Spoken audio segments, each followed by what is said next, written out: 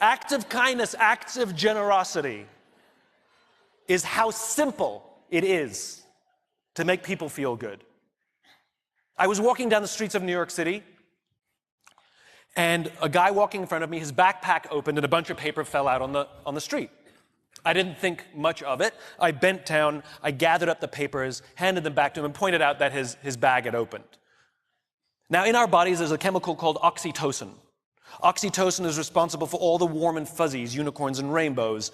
It's responsible for all the warm feelings and connectedness we have with each other. Friendship, love.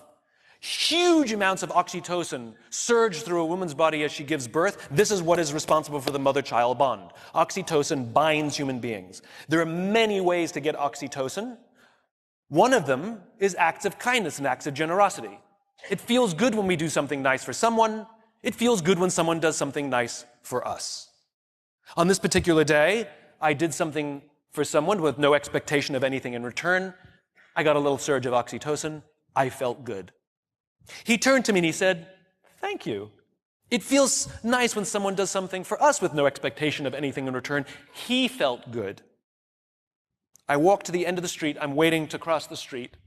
And a total stranger who happened to be standing next to me said, "I saw what you did back there. That was really cool."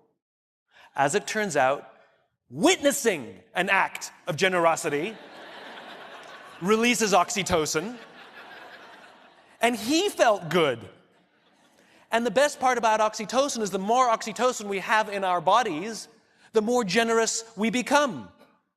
It is Mother Nature's way of trying desperately to get us to look after each other. I can guarantee you that that man who witnessed what I did something nice for somebody that day simply because he saw someone do something nice for somebody that day. So what if we commit to do something nice for someone with no expectation of anything in return? Imagine what happens at work. Imagine what happens at home. Imagine what happens with our friends. But it must be genuine.